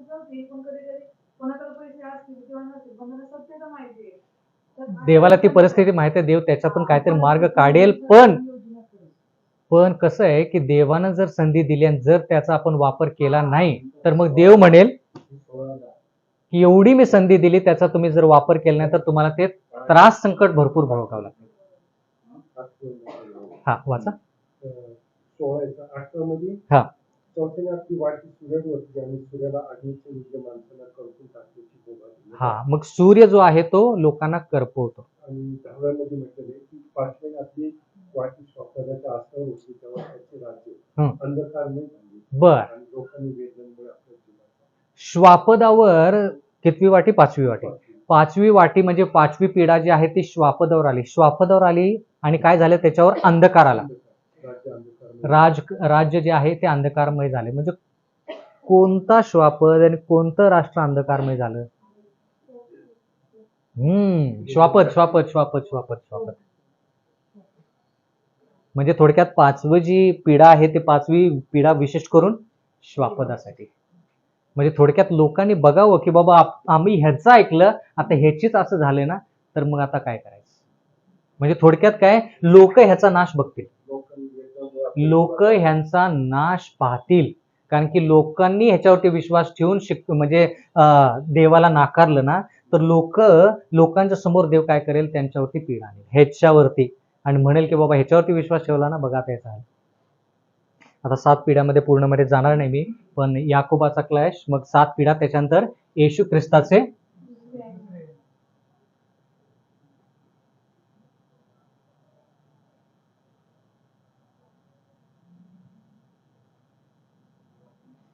याच्याविषयी आपण शिकलो. थेसलोनिकरास पहिले पत्र याचा 4था अध्याय. मग आणखी काय? 13व्या वचनापासून आणखी कोणते वचन शिकलो का? प्रगटीकरण 1:7 वाचलं. मग आपण मत्तय 20 जशी कडाकते पूर्वे काढून पश्चिमेकडे तसं येशू ख्रिस्ताचं येणं होईल. या सर्व गोष्टी आपण बघितलेल्या आहेत. बरोबर. येशू ख्रिस्ताच्या दुसऱ्या आगमनाच्या वेळेस आपण पाहिलं की जे लोक ख्रिस्तामध्ये झोपी गेलेले आहेत, पवित्र लोक, ते उठतील आणि जे 1,44,000 आहेत ते मिळून दोघे मिळून काय करतील? स्वर्गारोहण होतील. पण जे लोक पापी आहेत पण जिवंत आहेत ते येशू ख्रिस्ताच्या महिमेमुळे, येशू ख्रिस्ताच्या गौरवामुळे मरण पावतील. कुठे वाचलं आपण हे? प्रगटीकरण 6. लोक डोंगरात आणि खडकात पळतील. बरोबर. हा म्हणजे ते काय होतील? मृत्यूमुखी पडतील. पण जे लोक पापी झोपी गेलेले पापी आहेत ते काय येशू ख्रिस्ताच्या दुसऱ्या येण्या वेळेस जिवंत होणार नाहीत. सांगतो कधी जिवंत होतील, पण कधी ते सांगतो. तर आता ज्यावेळेस आपण अभ्यास करायला सुरुवात केली त्यावेळेस आपण म्हणालो की तुम्ही त्या व्यक्तीला सांगता की साधा निर्णय घेता आला नाही का. साधा निर्णय जर तुम्ही घेऊ शकत नाही तर एवढे मोठमोठे निर्णय तुम्ही कसे घ्याल, बरोबर आहे. तर साधे निर्णय किंवा जे निर्णय गरजेचे आहेत, जे निर्णय दैनंदिन जीवनाबदले आहेत, ते निर्णय तुमच्यामध्ये क्षमता पाहिजे घेण्याची. म्हणजे निर्णय घेतो आपण, पण बरोबर निर्णय घेण्याची क्षमता पाहिजे. का ते सांगतो. आपण यिर्मयाचा 4था अध्यायाच्याकडे जाऊया. 27वे तत्व. 27व्या तत्वाचं नाव आहे 1000 वर्ष आणि पापाचा अंत. 27व्या तत्वाचं नाव काय? 1000 वर्ष आणि पापाचा अंत. यिर्मयाच्या येशू ख्रिस्ताचं स्वर्गीय राज्यामध्ये सेवा. येशूचे येणे 25. नाही 25 जे आहे ते येशू ख्रिस्ताचे येणे आहे. 26 जे आहे ते मृत्यू आणि पुनरुत्थान. जे मी सांगितलं, येशू ख्रिस्ताच्या दुसऱ्या येण्यावेळेस जे लोक पवित्र आहेत, झोपी गेलेत, ते उठणार. आणि जे लोक पापी आहेत त्यांचा मृत्यू होणार. ते 26वे तत्व. 26वे तत्व मृत्यू आणि पुनरुत्थान. बर, स्पष्टपणे व्यवस्थित म्हणजे फोड करून सांगितलं नसेल मी, माफ करा. 26वे तत्व येशू ख्रिस्ताच्या वेळेस मृत्यू आणि पुनरुत्थान. 26वे तत्व जे आहे ते येशू ख्रिस्ताच्या दुसऱ्या येण्याच्या वेळेस मृत्यू आणि पुनरुत्थान. मृत्यू कोणाला मिळणार? पापी लोकांना. पुनरुत्थान कोणाचं होणार? जे पवित्र झोपी गेलेत त्यांचं पुनरुत्थान होणार. बोलेल का? बरं, ठीक आहे. 27वे तत्व म्हणजे येशू ख्रिस्ताचं येणं झाल्यानंतर त्याच्यानंतर पुढे काय होईल. यिर्मयाचा 4था अध्याय 23वे वचन. मी पृथ्वीकडे पाहिले तर ती वैरण व शून्य झाले आहे. आकाशाकडे पाहिले तर त्यात प्रकाश नाही. बर, देवाचं वचन म्हणतं की ती पृथ्वी कशी झालेली आहे? वैराण झालेली आहे. वैराण कशामुळे झाली? यिर्मया 4:23. वैराण का झाली ती पृथ्वी? म्हणजे काय कारण वैराण झालेली आहे ती पृथ्वी? पापी लोक मरण पावलेले आहेत. आणखी काय? बर, आणखी काय झाले? मग लोक मरण पावले म्हणून पृथ्वी विरान म्हणजे आणखी काय? आणखी काय होतं? येशू ख्रिस्त म्हणजे येशू ख्रिस्त ज्यावेळेस येईल त्याच्या प्रकोपाने पूर्ण सृष्टी जी आहे ते काय होईल? थोडक्यात नासधूस होईल पृथ्वीची. कधी?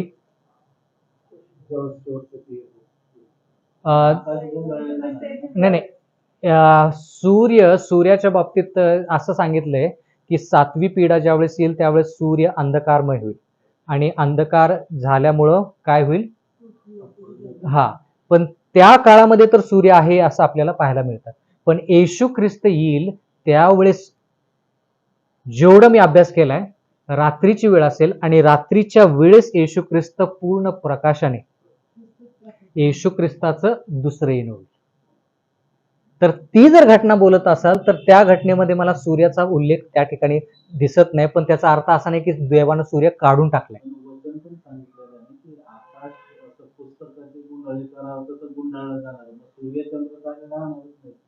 नाही, तसं आपण निष्कर्षाकडे येऊ शकणार नाही की सूर्य चंद्र तारे राहणार नाहीत. कारण की फक्त आकाश कशासाठी पत्रासारखं हे होईल?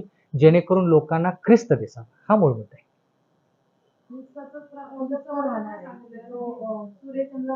असं वचन नाहीये म्हणून मी सांगतोय तुम्हाला की तसं वचन नाहीये म्हणून सूर्यचंद्र तारे नसणार आहेत असं आपण म्हणू शकत नाही.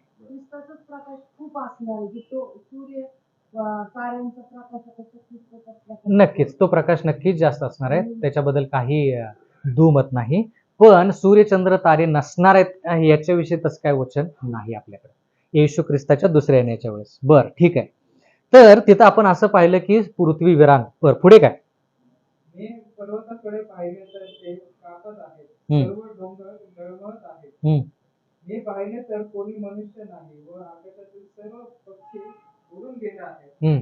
हे पाहिले तर पहा, बागायत वैराण झाली आहे हम्म. व परमेश्वरासमक्ष त्याच्या तीव्र कोपाने तेथील सर्व नगरे नष्ट झाली आहेत. हम्म. परमेश्वर म्हणतो, सर्व देश उजाड होईल, पण मी त्याचा पुन्हा अंत करणार नाही. यापुढे पृथ्वी शोक करेल व आकाश काळे होईल, हम्म. कारण मी असे बोललो आहे. मी हे योजले आहे. हम्म. मी अनुताप पावणार नाही, बर. मी माघार घेणार नाही. बरं, ठीक आहे. म्हणजे थोडक्यात काय की देव येईल आणि पूर्ण गोष्टी ज्या आहेत त्या काय करेल, येशू ख्रिस्ताच्या दुसऱ्या आगमनाच्या मुळे नासधूस होईल. बरं, दुसरे पेत्र याचा 3रा अध्याय आणखीन जास्त स्पष्ट. दुसरे पेत्र किंवा पेत्राचं दुसरं पत्र याचा 3रा अध्याय 10वं वचन. तरी रात्री चोर एक येतो. मिनिट. पेत्राचे दुसरे पत्र याचा 3रा अध्याय आणि 10वं वचन. हा, वाचा. तरी रात्री चोर येतो तसा प्रभूचा दिवस येईल. हम्म. त्या दिवशी आकाश मोठा नाद करत नाहीसे होईल. हम्म. सृष्टी तत्वे तप्त होऊन लयास जातील. तप्त होऊन लयास जातील म्हणजे काय हो, येशू ख्रिस्ताचं जे तेज आहे ते इतकं गरम असणार आहे किंवा इतकं भयंकर असणार आहे की त्याच्यामुळं त्या गोष्टी काय होतील, तप्त तप्त होऊन लयास जातील. होऊन लयास जातील. पुढे. आणि पृथ्वी व तिच्यावरील गोष्टी उघडीस येतील. हा, बर. आणखी. तर ही सर्व अशी लयास जाणारी आहेत.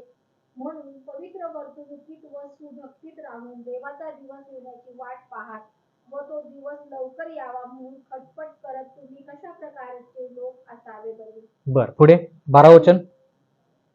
त्या दिवसामुळे आकाश जळून लयास जाईल हम्म. आणि सृष्टी तत्वे तप्त होऊन वितळतील. वितळतील. बरोबर का? तर ह्या गोष्टी ज्या आहेत ह्या गोष्टी देवाचं वचन म्हणतं की होणार आहेत. आता पुढे. नाही ठीक. प्रगटीकरण याचा 20वा अध्याय 4थं वचन.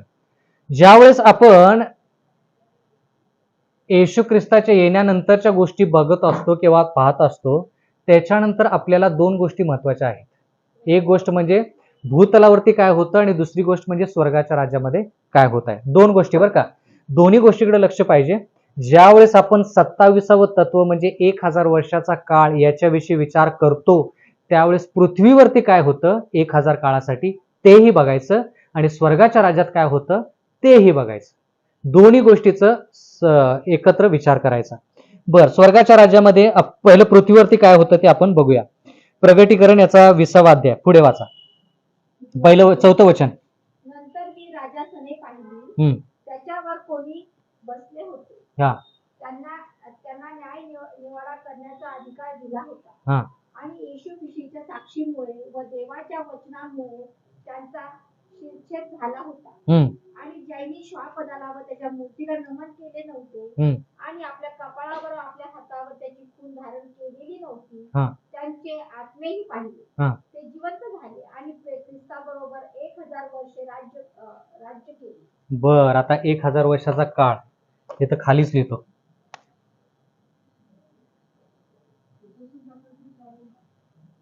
येशूचे दुसरे येणे. ठीक आहे. त्याच्यानंतर 1000 वर्षाचा काळ सुरू झाला. ठीक आहे. तर 1000 वर्षाच्या काळामध्ये पृथ्वीवरती काय होतं ते पाहायचंय आणि स्वर्गामध्ये काय होतं ते पाहायचंय.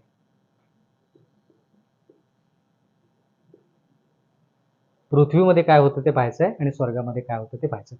पृथ्वीवरती काय होतं ते पूर्ण पृथ्वी जी आहे ती विरान होते, लोक मरण पावतात, पक्षी राहत नाहीत, म्हणजे थोडक्यात काय की नासधूस होते. ह्या पृथ्वीविषयी आपण पाहिलं. आणखी काय देवाचं वचन म्हणतं प्रगटीकरण याचा 7वं वचन माझं 20:7 माफ करा 20:20 ही 1000 वर्षे संपल्यावर सैतानाला कैदेतून 5 पासून सुरू करा. सॉरी 5 पासून. मृतांपैकी बाकीचे लोक ती 1000 वर्षे पूर्ण होईपर्यंत जिवंत झाले नाही. बर, जे लोक मरण पावले, कोण लोक मरण पावलेत येशू ख्रिस्ताच्या दुसऱ्या येण्याच्या वेळेस? पापी लोक मरण पावलेत. त्यांनी काय केलं नाही, 1000 वर्षासाठी त्यांना आयुष्य पाहायला मिळालेलं नाही. हे पृथ्वीवरच्या गोष्टी, बरोबर का? आता जरा लक्ष द्या, पुढे वाचा. हे पहिले पुनरुत्थान. हम्म. पहिल्या पुनरुत्थानात ज्याला भाग आहे तो धन्य हम्म. व पवित्र आहे. हम्म. अशा लोकांवर दुसऱ्या मरणाची सत्ता नाही. हम्म. तर ते देवाचे व ख्रिस्ताचे याजक होते हम्म. आणि त्याच्याबरोबर 1000 वर्षे राज्य करतील. हम्म. म्हणजे थोडक्यात काय, 1000 वर्षासाठी जे लोक स्वर्गाच्या राज्यात गेलेले आहेत, कोण गेलेले आहे?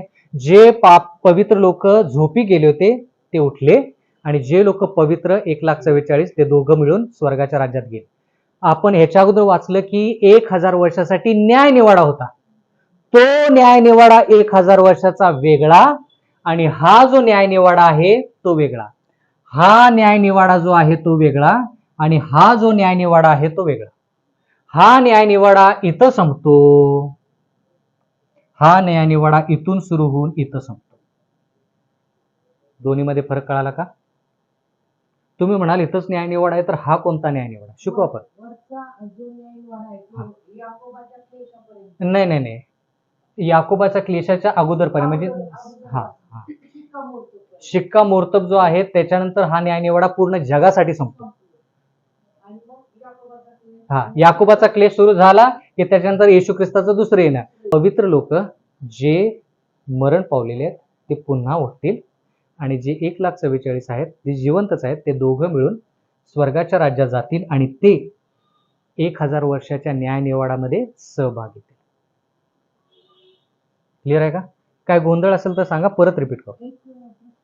1000 वर्ष जे मेलेले ते मृतच राहणार. मृतच राहणार. हा हा, ते आपण वाचलं आताच वचन की ते काय होतील, त्यांना 1000 वर्षासाठी जिवंत, हा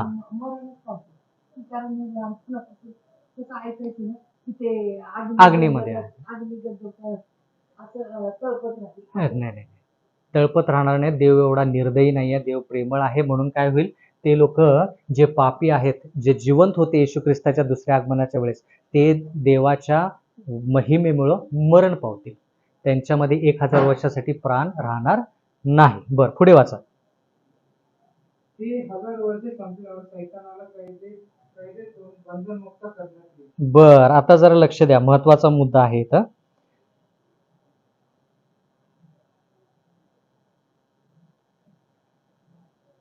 ते वाचत असताना आपण प्रगटीकरण 20:1 वाचूया. नंतर मी एका दूतला स्वर्गातून उतरताना पाहिले. त्याच्याजवळ अथांग लोहाची किल्ली होती व त्याच्या हातात एक मोठा साखळी दंड होता. पुढे त्याने दियाबल व सैतान म्हटलेला जुना साप, तो अजगर याला धरले, आणि त्याने 1000 वर्षापर्यंत बांधलेल्या अवस्थेत पडून राहावे म्हणून त्याला त्या अथांग डोहात टाकून दिले. अथांग डोह म्हणजे खरोखरचा डोह नसून त्याचे हातपाय बांधले, म्हणजे सैतानाचे खरंच हातपाय बांधले असं नाही. सैतान काय करतो जेणेकरून लोकांना त्रास होतो? सैतान काय करतो? फसवतो. आणखी काय करतो? छळ करतो, बरोबर, मोहात टाकतो.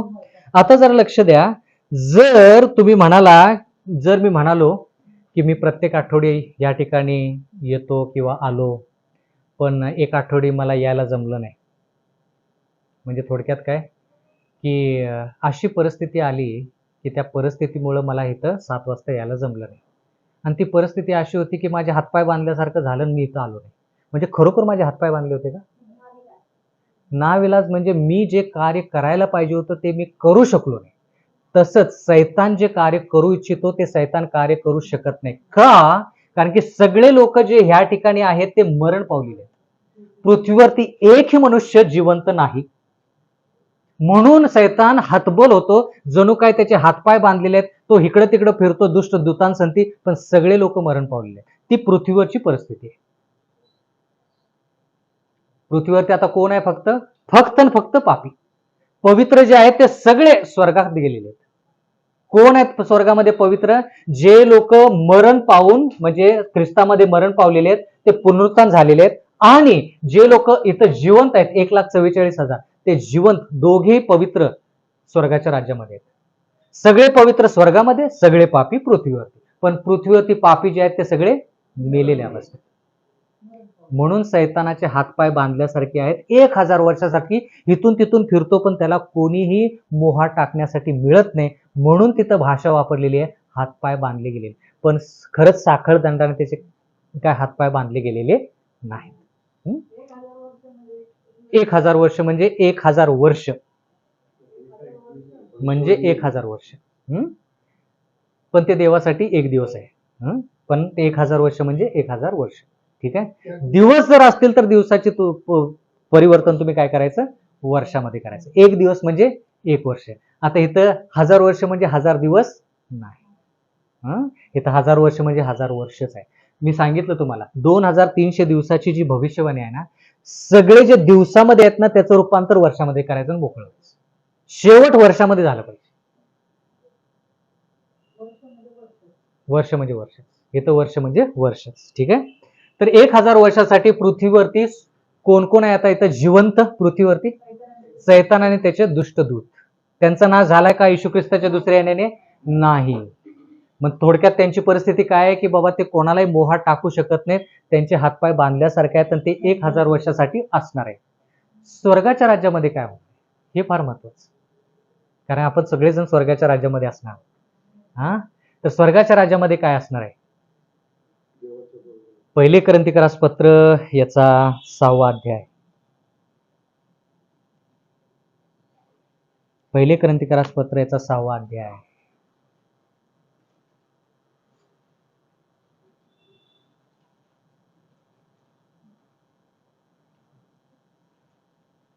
पहिलं वचन. तुमच्यापैकी कोणी एकाचा दुसऱ्या बरोबर वाद असला तर त्याचा निकाल लावून घेण्यासाठी तो आपले प्रकरण पवित्र जनांपुढे न आणता आणि ते इमानापुढे नेण्याचे धाडस करीत आहे काय? कोणासमोर? अनितिमान. बर ठीक आहे. अनितिमान शब्द म्हणजे थोडक्यात तुमच्या जर वादविवाद असतील, तुमच्यात आणि माझ्यात जर वादविवाद असतील, तर आपण कुठे गेलं पाहिजे ते वादविवाद मिटवण्यासाठी? नाही, ते तर आहे लिहिले म्हणून वाचता का आपण खरंच आपण पवित्र जनाकडे जाऊ? कुठे गेलं पाहिजे आपण? पती पत्नीमध्ये जर वादविवाद असेल तर त्यांनी कुठे गेलं पाहिजे? होत नाहीये म्हणून कुठं जायचं? मंडळीकडे जायचं. मंडळीमध्ये जे चांगले कुटुंब आहेत, जे त्यांना सल्ला देऊ शकतात, पाळक असतील कोण असतील त्यांच्याकडे जायचं. बरोबर. 2 भावांमध्ये 2 बहिणींमध्ये वादविवाद आहेत, त्यांनी कुठे जायचं? त्यांनी पण मंडळीमध्ये जायचं. बरं ठीक आहे. मग देवाचं वचन म्हणतं की जर तुमच्यामध्ये वादविवाद असतील तर तुम्ही देवाच्या लोकांकडे जायचं. जे देवाचे लोक नाहीत त्यांच्याकडे जाऊ नका. का?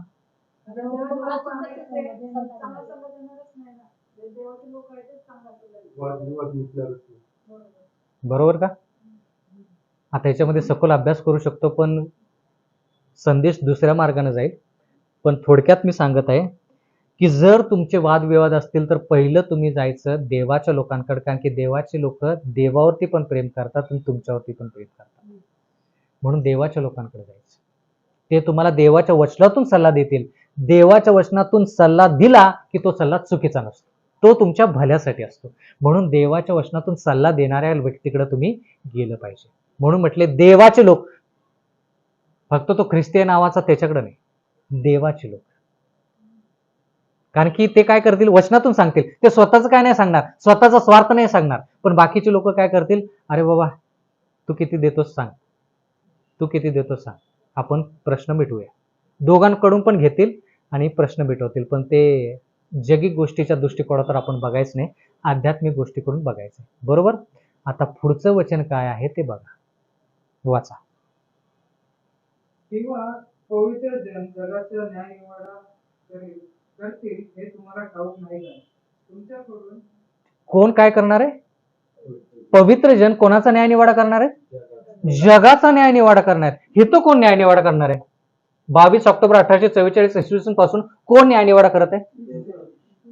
कोण न्यायनिवाड करत आहे इथं? येशू ख्रिस्त. कोणाचा न्यायनिवाड करत आहे? पवित्र पूर्ण जगाचा. हा, पण इथं जो न्यायनिवाड आहे त्या न्यायनिवाडामध्ये येशू ख्रिस्त तर आहेच, पण त्याच्या संगती आणखी कोण आहे? 1,44,000 आणि सगळे पवित्रजन. सगळे पवित्रजन म्हणूया. हा, आता जरा लक्ष द्या. सॉरी, इथं इथं 1,44,000 पण आहेत, बाकीचे पण आहेत. ते काय करतायत? येशू ख्रिस्तासंती न्यायनिवाडा करत आहेत. आता जरा लक्ष द्या. म्हणून देवाचं वचन म्हणतं, प्रगटीकरणामध्ये वाचलं आपण, की त्याच्यामध्ये 1,000 वर्षासाठी ते पवित्र जन येशू ख्रिस्तासंती न्यायनिवाडा करत आहेत. याच्याविषयी आपण वाचलं. इथं काय लिहिलंय? की तुम्ही, मी जगाचा न्यायनिवाडा करणार आहोत. मग जगाचा न्यायनिवाडा इथं होतो का इथं होतो? जे आपण पहिले कोरिन्थीकर पत्रामध्ये वाचलं ते कुठं होतो तो न्यायनिवाडा? खाली का वर? ज्याच्यामध्ये ख्रिस्त पण आहे आणि तुम्ही पण आहात, तो न्यायनिवाडा कुठं होतो? जगाचा न्यायनिवाडा तो कुठं होतो? ज्याच्यामध्ये ख्रिस्त पण आहेत आणि तुम्ही पण आहे. इथं. पण इथं फक्त येशू ख्रिस्त न्यायनिवाडा करत आहे, तुम्ही आणि मी नाही. तुम्ही आणि मी ठरवणार नाही की तुम्ही स्वर्गात जाणार की नाही, मी स्वर्गात जाणार की नाही, तुम्ही नाही ठरवणार. बरोबर ना? इथं कोण ठरवणार? येशू ख्रिस्त. शिक्कामोर्तब कोण करतं? येशू ख्रिस्त किंवा पवित्र आत्मा, जास्त स्पष्ट. पण स्वर्गाच्या राज्यामध्ये जो न्यायनिवाडा आहे त्याच्यामध्ये येशू ख्रिस्त तर असेलच, पण तुम्ही आणि मी पण असेल. मग हा पवित्र लोक. थोडक्यात काय, की इथं जो न्यायनिवाडा आहे तो कसला? मग इथं न्यायनिवाडा जाऊन झालंय ना, सगळं तारण मिळाले ना, मग परत आणि न्यायनिवाडा कशासाठी? 1,000 वर्ष जे पृथ्वीवरती जे लोक आहेत त्यांचं न्याय. तो न्यायनिवाडा कशाला झाला? नाही तर न्यायनिवाडा सगळं न्यायनिवाडा संपून सगळं क्लिअर झाले, कोण स्वर्गात कोण खाली. मग हे तो कोणाचा न्यायनिवाडा? देवदूत वो जस्टिस में हुआ हा, वो जो वो ठीक से हुआ ठीक से होय की नाही, सांगायचं कळालं मला, तुम्ही काय म्हणताय ते कळालं. आता जरा लक्ष द्या. 1,000 वर्षाचा जो न्यायनिवाडा आहे ना, त्या न्यायनिवाड्यामध्ये ह्या जगातले सगळेच लोक असतील का?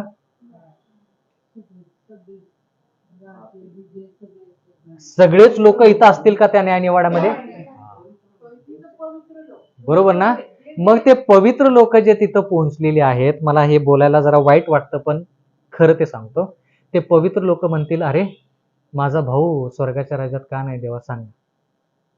माझी बहीण स्वर्गाच्या राज्यात का नाही? माझ्या आईवडिलांना मी सत्य सांगितलं तरी पण ते स्वर्गाच्या राज्यात का नाही? माझ्या लेकरांना मी सांगितलं आणि ते चर्चला यायचे पण तरी पण देवा ते मला इथं दिसत नाही, ते का नाही येत? मग देव तुम्हाला पुस्तक उघडून दाखवेल की त्यांचा न्यायनिवाडा कसा झाला, ते स्वर्गाच्या राज्यात का नाहीत. हिथं तुम्हाला येशू ख्रिस्त सांगेल की ते लोक, तुम्ही जे लोक विचारत आहात ते लोक स्वर्गाच्या राज्यात का नाहीत. मग तुम्ही ते पुस्तक बघाल आणि पडताळून पाहाल की न्यायनिवाडा येशू ख्रिस्ताने कसा केला. न्यायनिवाडा झालेला आहे, पण फक्त ह्या 1,000 वर्षामध्ये तो न्यायनिवाडा कसा केलेला आहे ते तुम्ही फक्त बघणार. तिथं बदल तुम्ही काय करू शकता. आणि तुम्ही म्हणाल, हा बरोबर आहे देवा, हा बरोबर आहे, असा न्यायनिवाडा केला का? हे लोकांनी असं केलं का? आमच्या समोर असे वागले, आम्हाला चांगलंच देवाचं वचन सांगत होते, पण पाठीमाग असे होते का? अरे आम्हाला माहित नव्हतं, म्हणून हे स्वर्गाच्या राज्यात नाही. बरोबर न्यायनिवाडा केला.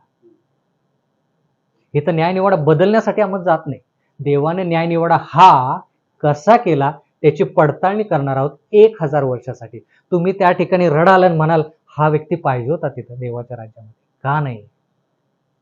म्हणून देवाचं वचन म्हणतं की देव तुमच्या प्रत्येक प्रश्नाचं उत्तर, प्रत्येक शंकेचं निरसन, की तो व्यक्ती त्या स्वर्गाच्या राज्यात का नाही ते तुम्हाला सांगेल. त्याला म्हणायचं 1,000 वर्षाचा न्यायनिवाडा.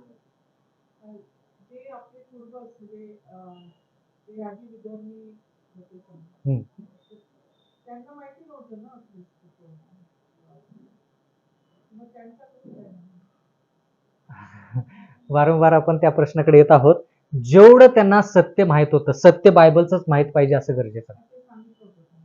म्हणजे थोडक्यात काय, त्यांना चोरी करू नको एवढं माहित असेल, खोटं बोलू नको एवढं माहित असेल, त्याच्यावरती त्यांचा न्याय आहे. पण ते सत्य बायबलच आहे. चोरी करू नको हे बायबलचं सत्य आहे. चोरी करू नको, खोटं बोलू नको हे बायबलचं सत्य आहे. त्यांना कसं तरी पोहोचलं, समाजाद्वारे सांगितलं असेल, कोणीतरी सांगितलं असेल, शिक्षकांनी सांगितलं, त्यांच्यावरती त्यांचा न्याय. म्हणजे व्यक्ती विधर्मी असला तरी देखील त्याचा न्यायनिवाडा. सगळ्यांचा न्यायनिवाडा आहे ना, कोणालाही न्यायनिवाड्यातून सुटका नाही. आज नाही तर उद्या नक्कीच, पण सगळ्यांचा न्यायनिवाडा. पण तो न्यायनिवाडा देवानं कसा केला ते आता आपल्याला कळेल का? आता नाही कळत आपल्याला की देव कोणाचा न्यायनिवाडा कसा करत आहे. इतकं कळेल, इतकं कळेल. म्हणून 1000 वर्षाचा न्यायनिवाडा जर तुम्हाला करायचा, तर तुम्ही दुकानातून जी वस्तू आणली ना चुकीची, ती चुकीची वस्तू न आणता व्यवस्थित निर्णय घ्यायचा. म्हणजे इथं निर्णय तुम्ही बरोबर घ्याल आणि म्हणाल बरोबर देवा तू न्यायनिवाडा केला. म्हणून ते उदाहरण दिलं मी अगोदर, की निर्णय जे तुम्ही दैनंदिन जीवनामध्ये घेता ते निर्णय व्यवस्थित पाहिजे. तुम्हाला तो योग्य तो न्याय करता आला पाहिजे देवाच्या वचनानुसार. तुम्ही निर्णय घेता का देवाच्या वचनानुसार दररोज? जर घेत असाल तर मग तुम्ही इथं न्यायनिवाडा कराल ना. म्हणून तिथं काय लिहिलंय, दुसरं वचन परत एकदा वाचा. किंवा पवित्र जन जगाचा न्याय निवाडा करतील हे तुम्हाला ठाऊक नाही का? पवित्र जन जगाचा न्यायनिवाडा करतील म्हणजे हा न्यायनिवाडा हाय. इथं नाही, इथं तुम्ही न्यायनिवाडा जगाचा नाही करणार. इथं करणार की देवा येशू ख्रिस्ता जो न्यायनिवाडा तू केलास ना, बरोबर केलास. असं केलं का? हा बरोबर केलंस. तसं केलं का? बरोबर केलंस. तर बरोबर केलंस म्हणायला माहित पाहिजे ना बरोबर काय आहे. माहितच नसेल तर मग देवा हे असं होतं का, असं असतं का, तसं असतं का, असं होतं का? त्याच्यामध्ये आपलेच लोक आपल्याला दिसणार का ते आपल्या बरोबर आता म्हणजे लहानपणापासून कनेक्ट आहेत. आपण मरेपर्यंत ते सगळ्यांचे दिसणार आपल्याला. जे जे प्रश्न तुमचे आहेत ते त्या लोकांचं. आता मला माहित नाही की कोण काय प्रश्न विचारेल त्या ठिकाणी, पण न्यायनिवाडा जो आहे पूर्ण जगाचा कसा झाला त्याची तुम्हाला पोचपावती आहे तशी देव तुमच्या समोर मांडेल आणि म्हणेल की आता मी जसा न्यायनिवाडा केला तसं तुमच्या समोर मांडत आहे. म्हणजे तुम्हाला शंका नाही राहणार. उद्या असं व्हायला नको की अरे हा माणूस चांगला होता, देवानं का आणलं नाही. देव कधीही आरोप स्वतःवरती घेणार नाही, कारण की आरोप त्याच्यावरती टाकूच शकत नाही. म्हणून तुम्हाला 1000 वर्ष, 1-2 वर्ष नाही, 1000 वर्ष काय प्रश्न विचारायचे ते विचारा न्यायनिवाडा संदर्भात.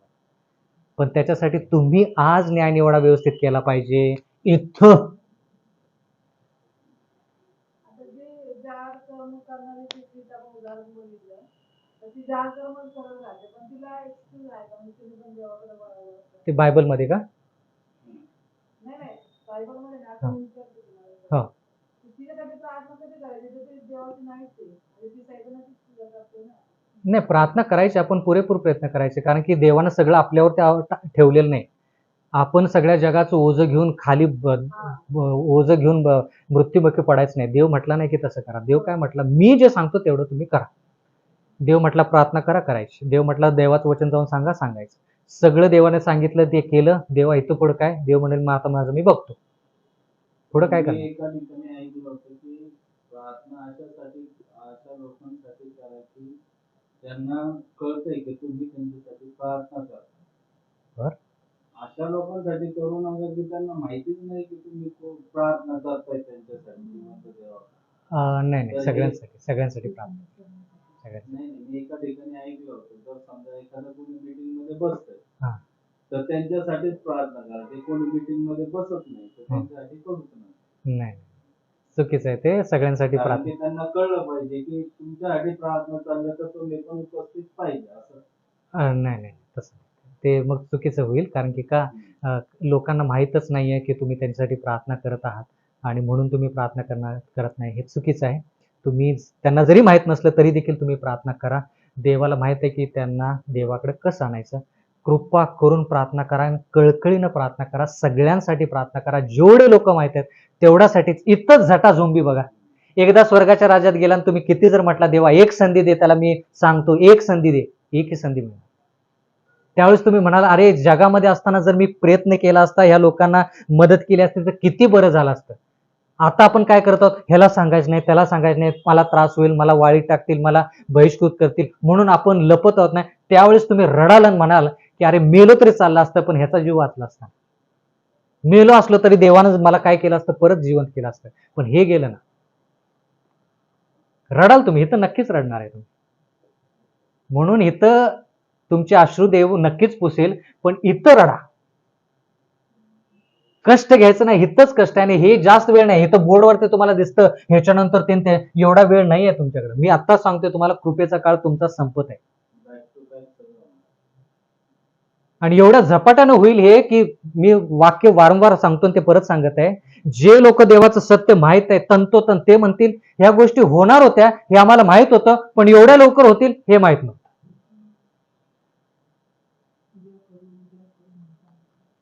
आणि जे लोकांना माहित नाही ते म्हणतील तुला माहित होतं, तू आम्हाला सांगितलं नाहीस, आमचा नाश झाला, आता आम्ही काय करायचं. एकदा सांगायचं होतंस. खूप लोकांना वाटतं नोहाच्या काळामध्ये जसं घडलं तसं लोकांना वाटतं की तसं घडणार नाही. आत्ताच्या काळामध्ये लोकांना वाटतं की हा संदेश ना आणखी कोणतरी येईल आणि सांगेल. हे घडामोडी होतील ना त्यावेळेस नक्कीच कोणतरी मंडळीतून उभा राहील आणि लोकांना सांगेल असं असं व्हायला लागले. काही अपेक्षा ठेवू नका. कोणीही येऊन सांगेल आणि ह्या गोष्टी आता पण का सांगितल्या नाहीत, मला तुम्हाला प्रश्न होईल. आता पण का नाही सांगितल्या या गोष्टी, का नाही सांगितल्या? नाही नाही नाही, हा अभ्यासक्रम मला 10-15 वर्षापूर्वी माहिती, म्हणजे माझं मोठेपणा नाही. जर मला देवानं शिकवले तर बाकीच्यांना पण देवानं शिकवले. हा संदेश तुमच्यापर्यंत का पोहोचला नाही? आता मी काय संदेश देतोय की बाबा कृपेचा काळ संपत आहे, तुम्ही विचार करताय अरे कधी कृपेचा काळ सुरू झाला, आम्हाला का माहित नाही. विचार करताय ना, संदेश अगोदर द्यायला पाहिजे.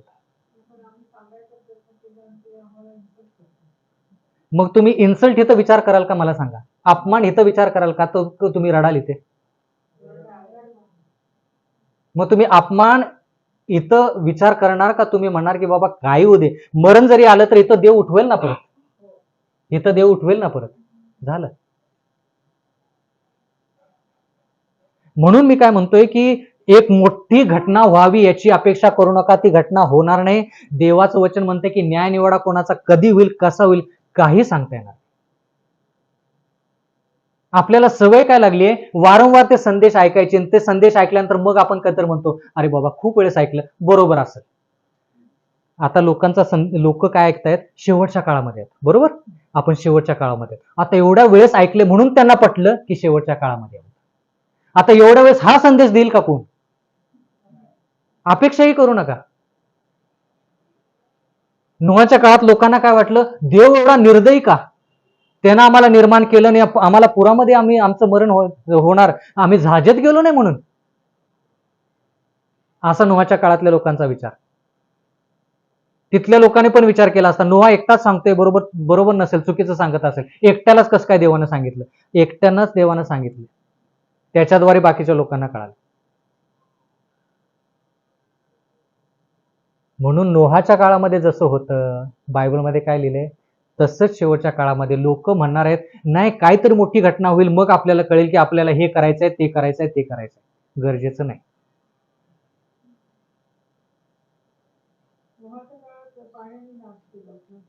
आता अग्नीने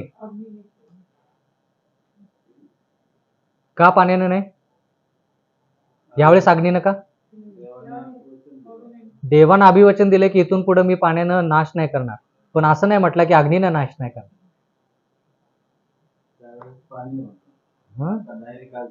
नाही, पाणी आता पण आहे, पण आता पाण्यानं पण थोडा नाश होत आहे, पण पूर्ण जगाचा नाश होत नाही.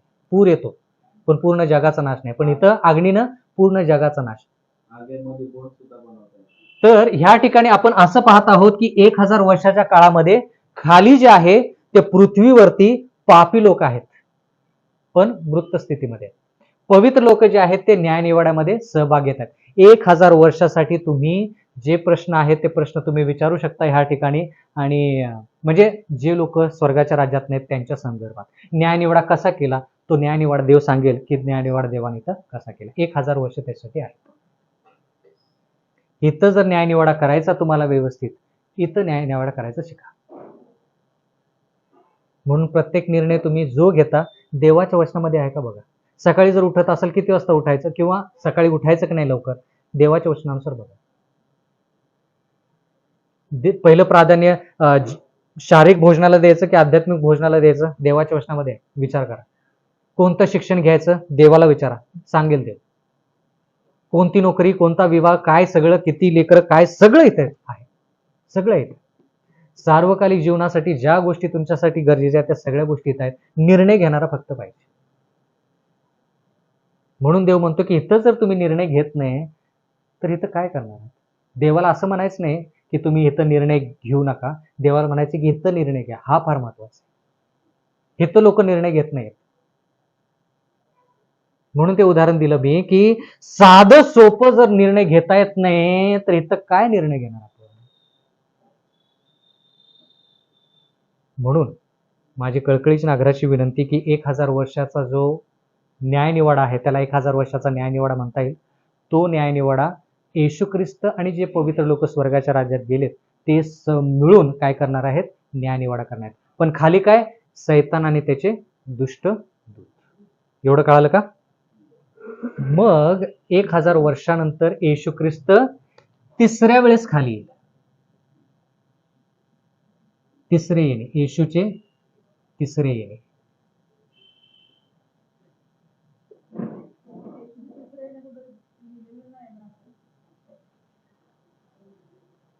प्रकटीकरण 21. पण आता आज नाही अभ्यास करणार त्याच्याविषयी.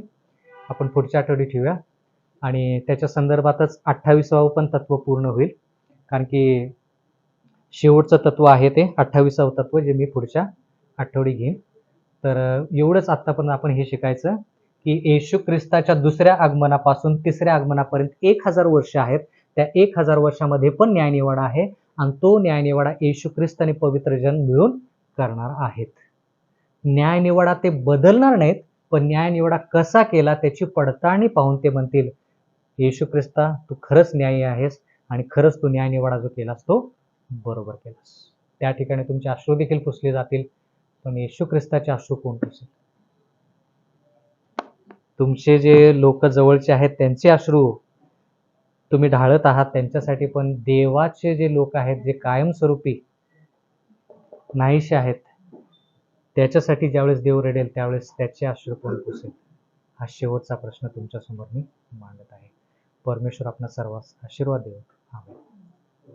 पवित्र पवित्र सेनाधीश परमेश्वर बाप्पा, तुझ्या नावाला लाख लाख धन्यवाद देतो देवप्पा. आज हे सुंदरशा सायंकाळी देवप्पा तू आम्हाला एकत्रित केलंच देवप्पा. तुझ्या नावाला धन्यवाद देतो देवप्पा.